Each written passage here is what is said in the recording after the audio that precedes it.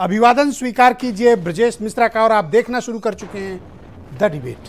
बहनों भाइयों, पहले चरण का महामुकाबला पूरा हो चुका है।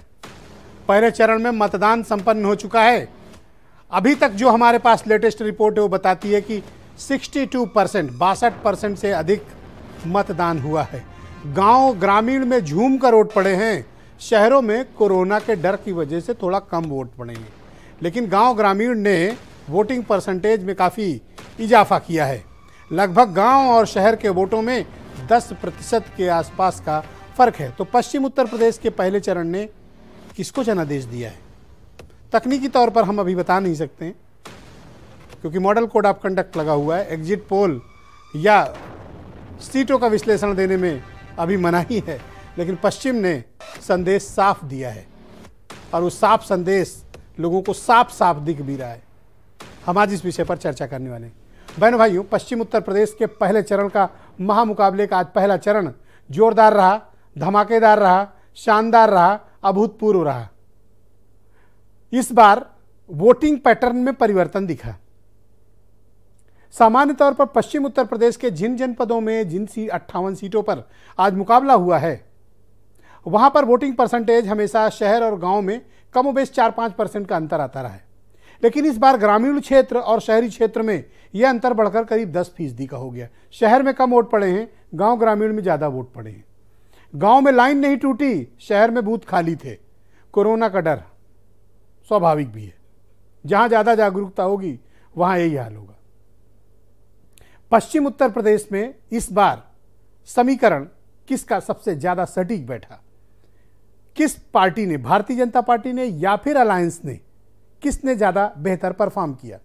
इन दो के इतर एक बात बिल्कुल स्पष्ट है कि बहुजन समाज पार्टी और कांग्रेस को बहुत भारी नुकसान इस क्षेत्र में हो रहा है। ये साफ है। और ये भी साफ है कि मुकाबला भारतीय जनता पार्टी के गठबंधन और समाजवादी पार्टी के गठबंधन के बीच बहुत संघर्ष वाला है। तो इस बार पश्चिम उत्तर प्रदेश के इन 11 जनपदों की 58 सीट, जो नोएडा से लेकर अलीगढ़ और कैराना से लेकर आगरा तक फैली हुई, इसने क्या संदेश दिया है, क्या स्पष्टता दी है, और पश्चिम के इस पहले चरण का संदेश क्या निकला है उत्तर प्रदेश में, आज हम ये समझने की कोशिश करेंगे। 6 बजे तक वोटिंग चालू हुई है। इस बार सुबह 7 बजे से वोटिंग शुरू हो गई थी। शाम 6 बजे तक वोटिंग होगी और उसके बाद जितने लोग रह जाएंगे उनके वोट, अनुमान के तौर पर 62-63% या अधिकतम भी गया तो 64% का वोट पड़ेगा। लेकिन जैसा कि मैंने कहा कि गांव और शहर में वोटिंग के पैटर्न का फर्क है। तनाव और दबाव दोनों तरफ पर्याप्त है। तो पश्चिम ने जनादेश किसको दिया है? पश्चिम के इस हिस्से का, जहां पर किसान आंदोलन की सबसे बड़ी और प्रभावी भूमिका थी, उस क्षेत्र में क्या हुआ? कैराना में क्या हुआ? मुजफ्फरनगर में क्या हुआ? नोएडा, गाजियाबाद, मेरठ, आगरा, अलीगढ़ में क्या हुआ?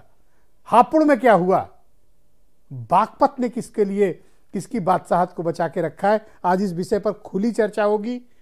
हम हर मसले की चर्चा करने की कोशिश करेंगे और समझने की कोशिश करेंगे संकेतों के जरिए कि पश्चिम उत्तर प्रदेश ने किसको दिया है इस बार का जनादेश। कुछ बयान सुने। यूपी में जो पहले सरकारें रही वो इस तरह का विजन लेकर काम कर ही नहीं सकती थी। कारण परिवारवाद, आपराधिक मानसिकता के माफियावादियों को, एक गरीबों का हक छीनने वाले अपराधियों को, बेटियों की सुरक्षा पर सेंध लगाने वाले सहोदों के खिलाफ एक ही इलाज है और वह भारतीय जनता पार्टी। हमें गर्व है कि हम परिवार वाले हैं और परिवार वाले जनता का दुख दर्द समझते हैं और परिवार के लोगों का दुख दर्द समझते हैं। परिवार वाले लोग कभी अपना झोला उठा के कभी परिवार को छोड़ करके नहीं जाएंगे।